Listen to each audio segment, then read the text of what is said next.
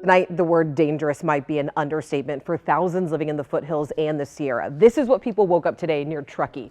Snow piled so high they couldn't get out their front doors. Some areas seeing more than 9 feet of snowfall just in the last 7 days.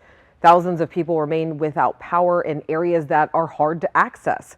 Schools have been closed in multiple counties. Blizzard conditions over the past 2 days shut down more than 70 miles of I-80, slowing down trucking businesses and, of course, travelers. And the heartbreaking news today, an 80-year-old woman lost her life in the lower elevations of Placer County out in Forest Hill because of snow. And take a look at this. Just last night, people were evacuated from their homes in Olympic Valley because of an avalanche threat. People were rescued from these apartments after an avalanche engulfed the bottom 2 stories of their building. I want to bring in meteorologist Carly Gomez now because we're looking at 3 things really: snow, power, and what comes next, because this snowfall has caused some very serious conditions. Yeah, very dangerous conditions. The amount of snow we're getting in that short amount of time, these storm systems have only been every 2 to 3 days. And take a look at some of the numbers. The storm totals with the Central Sierra Snow Lab around Donner at 87.2 inches. Sugar Bowl was 62. Palisades, Tahoe, bringing in 92 inches of snowfall with this last storm system. And this is over the last 3.5 days with Sierra Tahoe at 63 inches. But compare this to this season's snowfall totals.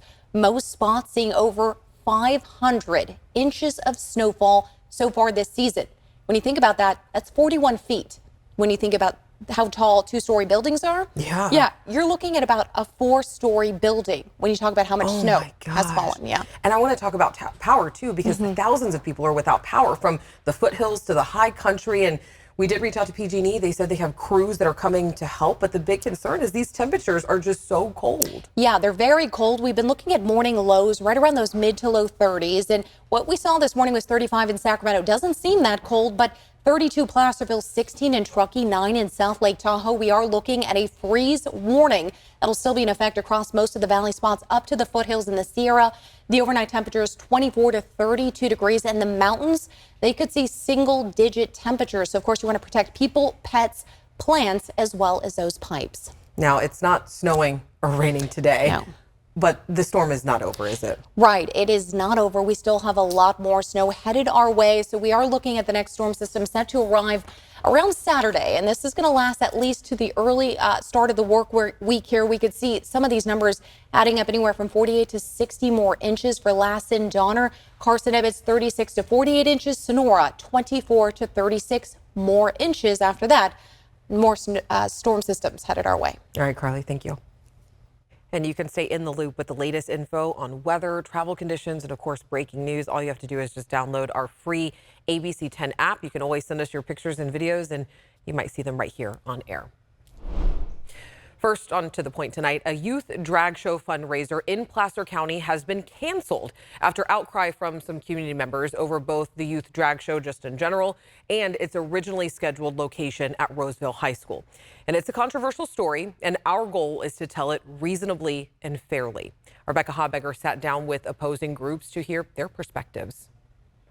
I think growing up queer and depressed, you have this feeling of like hopelessness, and you feel like things are truly never going to get better. Issa Soud is 21, but in her teen years, she was a member of The Landing Spot, a non-religious support group for LGBTQIA+ youth and their parents in Placer County, and she's now a mentor there. You'll also hear the umbrella term queer, a word which for years was used offensively, but has since been reclaimed by the LGBTQIA+ community. Finding The Landing Spot and having queer elders and mentors that I could look up to and feel like, oh, there is hope, I can thrive, like I will be okay, was huge for my mental health. There are very few places where queer kids in this community have the ability to just be with other kids like themselves and to just be in a space that is safe and supportive. Pastor Casey Tinnen leads Loomis Basin Congregational United Church of Christ and through his church founded The Landing Spot. One of the reasons why The Landing Spot is so important is that it gives young people the opportunity to be a teenager, to establish healthy relationships, to learn how to communicate well with others. We must give them a future and a hope. Last summer, The Landing Spot hosted its first ever summer camp for queer youth, and in 2 previous years has held a youth drag show to raise money for that camp. It was standing room only, and those young people performed their hearts out. I'll never forget a mom saying at the end of that night, "Thank you for giving me my kid back." So this year they looked for a bigger venue and found the Roseville High School Theater, which community groups are able to rent outside of regular school hours for things like dance recitals and church services. But then some community members learned the Landing Spot planned on holding a youth drag show on school campus. Drag is a biological male who dresses up as the opposite gender in women's clothing. We look at this and say, well, what values do these teach children? Tanner DeBella is president and founder of the Rockland-based American Council. The American Council is a Judeo-Christian advocacy group, and so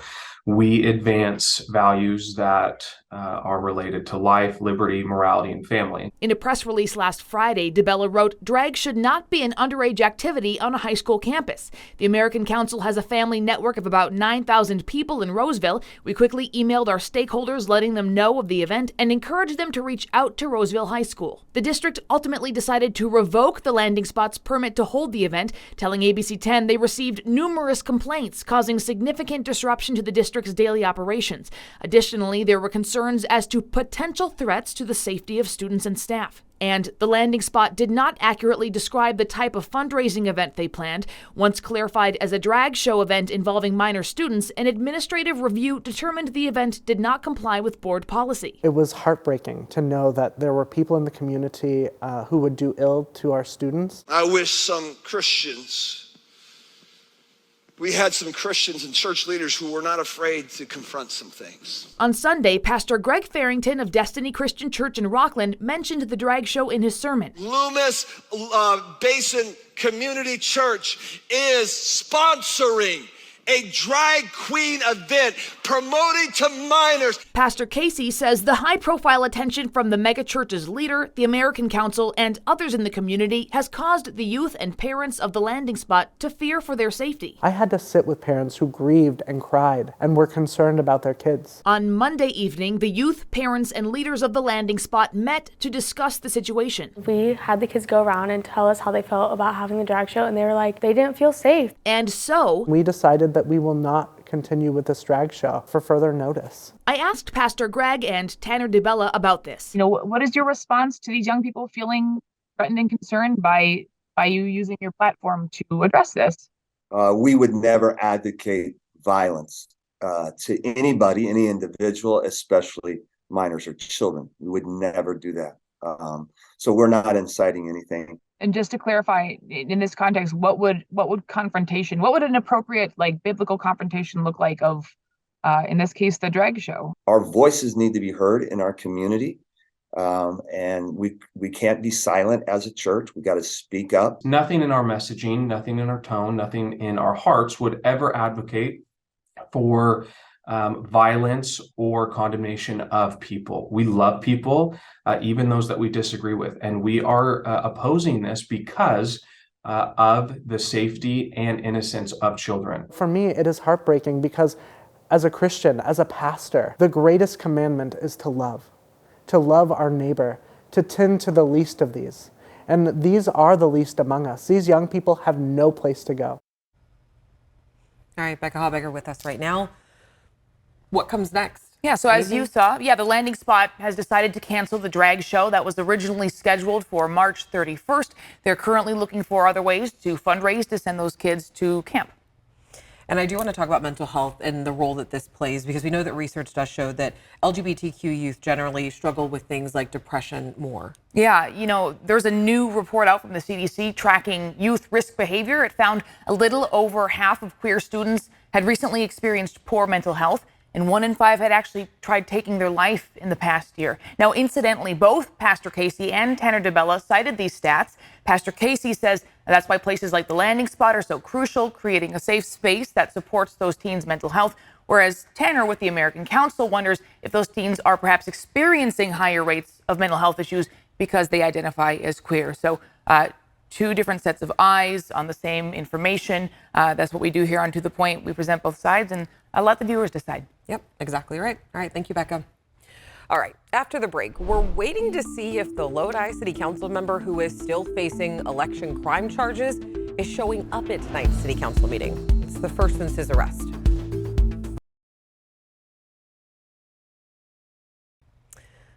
Okay, something's going down at the Lodi City Council meeting tonight. We're not sure if former or possibly still current council member Shakir Khan is going to show face at the meeting, but we do know that his supporters plan to march to City Hall in just a few minutes.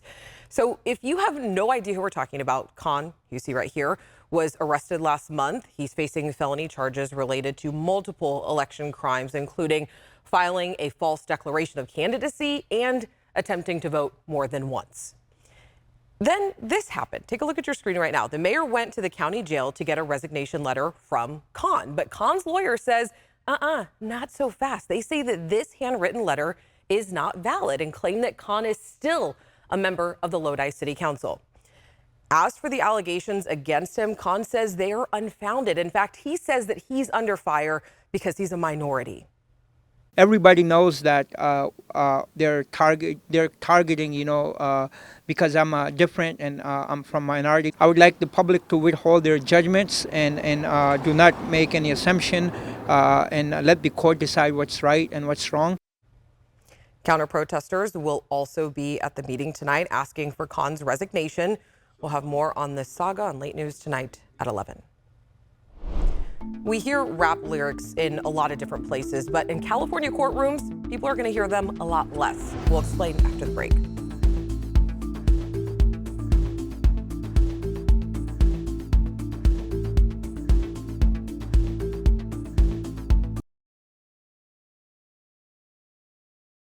Carrie Underwood did not slash the tires of her ex-boyfriend because he was cheating on her. Johnny Cash talks about shooting someone and other forms of country music and others, but they're not being prosecuted. Bob Marley once wrote the song, I Shot the Sheriff. Well, no one's going to introduce that song into evidence to suggest that he really shot a sheriff someplace. Future had an interview, because he talked about a lot of drugs in the music.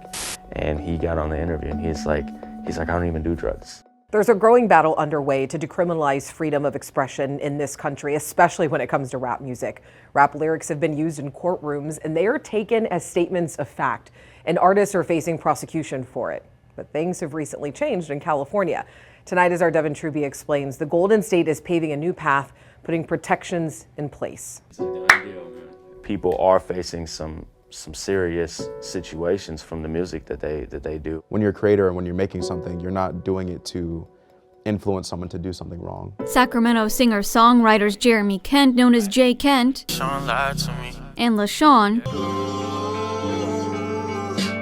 they have noticed a shift since the Decriminalizing Artistic Expression Act, signed by the governor in September, became law. Now that they know that they have permission to really say that and not have someone arrest you or, for you to be prosecuted in that situation, I think that now people are definitely getting more creative. The Decriminalizing Artistic Expression Act was introduced by California Assemblymember Reginald Byron Jones Sr. I'm not, you probably can tell, I'm not a big fan of rap. But to address California's incarceration rate of African Americans, Joyce Sawyer began examining which laws were used by district attorneys to target people of color. But I've listened to other forms of genre. Johnny Cash talks about shooting someone and other forms of country music and others, but they're not being prosecuted. But they were going after African Americans more than anywhere else. We know that since the 1990s, there's been hundreds of documented cases where this has happened. The Recording Academy, the group that oversees the Grammys, has taken notice, launching a nationwide campaign for more states to take action like California. You guys don't have campaigns going for pop or rock lyrics to protect them when they talk about drugs, sex, different things like that. So why is it that rap artists and their lyrics are singled out as the only genre on trial right now? And we do think that there is an implicit racial bias attached to that. We've seen studies where you could take one set of lyrics, and if somebody thinks they are perhaps country music lyrics or lyrics from a different kind of genre, and they compare them to the same set of lyrics, but a different set of people are told they're rap lyrics, they're perceived very differently. J. Scott Smith, who's been practicing law for 33 years, says that bias has found its way to courtrooms. I think the judges just don't understand rap music. I grew up in an era where it was first becoming popular. I don't pretend to really, understand fully what's behind it. So you have a lot of judges who, even older than I am, who are not familiar with the genre, and who read more into it than is justified. Bob Marley once wrote the song, I Shot the Sheriff. Well, no one's going to introduce that song into evidence to suggest that he really shot a sheriff someplace. Right now in Atlanta, jury selection is underway for the trial of rapper Young Thug. He pleaded not guilty to 8 counts, which all started with a racketeering influenced and corrupt organization, or RICO charge. According to ABC, some of the lyrics the prosecution plans to use are from his hit song Anybody. I never killed anybody, but I got something to do with that body. The lyrics say, I never killed anybody, but I got something to do with that body. The law in California argues rap lyrics are a First Amendment rights issue. The law protects more than just lyrics, but artistic expression and from evidence injecting racial bias into the proceedings. We're not throwing out the lyrics. The lyrics can be heard with the judge and the 2 attorneys out of the sight of the jury, so they're not compromised in any way. Then they present their facts to the judge. If the judge decides that it is admissible, then it can be presented by the DA to the jury. If it's inadmissible, then it's thrown out. While there have been attempts to ban the use of lyrics, attorneys, assembly members, and the Recording Academy agree it's too extreme and won't pass. Removing the bias from the consideration is going to help protect creators and artists, because we're not saying that there might never be an instance where it's appropriate to look at this. But it's a constant battle producers outside of California continue to face. Domingo Padilla has been producing for 35 years, everyone from Eminem to Shaquille O'Neal. He's working with resources the Recording Academy has provided for a similar bill to be sponsored in Pennsylvania. Every other state should really look at California and understand why California passed it, because they respect the rights of, freedom of speech. So, but also artists should also think a lot wiser. As for Sacramento artists and songwriters Jay Kent and LaShawn, the California law is allowing them to be more creative as they work on music about the convicted Sacramento serial killer Dorothea Helen Puente. Obviously, we're not killers. We don't do that stuff. I don't want this to be held against me, especially if it's about a violent situation or activities that might not necessarily be legal. Devin with us now. And Devin, we actually saw this law being used in the courtroom. Tell everyone a little bit about that case. Absolutely. So yeah, California Court of Appeals in the 4th District has just ruled to reverse a first-degree murder charge. And I have the opinion right here from the court. And Alex, I want to read you something that I thought was just so powerful from this opinion. Is that we conclude the admission of the rap video without the new safeguard, which is what we're talking about, was prejudicial. That is the whole point of this new law and the conversation, and all ready for it to be in use with a potential retrial in just a few short months. Yeah, and the case that really sticks out to me is actually Snoop Dogg. I mean, he was charged with murder back in 1993 for and they played his song Murder Was the Case in the courtroom. I think that sticks out for a lot of people, and we showed you him in the video as well. But the reason this is all kind of back in the mainstream in the conversation is for that artist, McKinley or Mac Phipps, who we showed in the video as well, serving 21 years, only to be granted clemency just in June and be freed and to go back into music right now when he says he never committed that crime, and witnesses have even recanted their statements. And this has turned into a little bit of a movement because other states are kind of looking at what California is doing, right? Right, and the Recording Academy, they are not going to drop this. They're going to move forward with that campaign and continue to provide information to people in the industry, like you saw with Padilla, to talk to their assembly members in their state, to get this in more states with similar bills. And we saw one presented in New York last year. That'll continue to be worked towards. And the Recording Academy, they're also monitoring legislation in Louisiana, Missouri, Maryland, and on that federal level, we also have Restoring Artistic Protection, stands for RAP, the RAP Act. So we'll see where that goes in Congress. Yeah, and if you want to hear more about this, ABC Studios recently released a documentary on this very topic. You can catch Rap Trap Hip Hop on Trial. It is streaming on Hulu right now. We'll be right back after this. We'll have a final look at your weather and what we're working on for tomorrow after the break.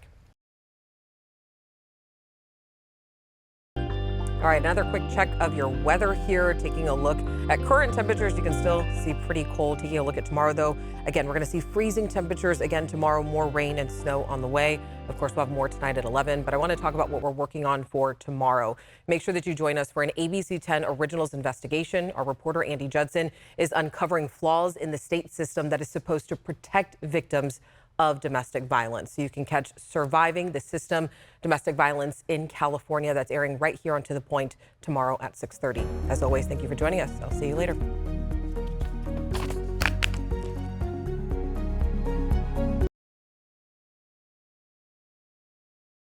Hey, it's Alex. Just wanted to say thank you so much for watching. I really love hearing from everyone, and I hope that you'll stay in touch. Reach out to me on Facebook at AlexBellTV, or you can email me at tothepoint@abc10.com, or you can even send me a text message at 916-321-3310.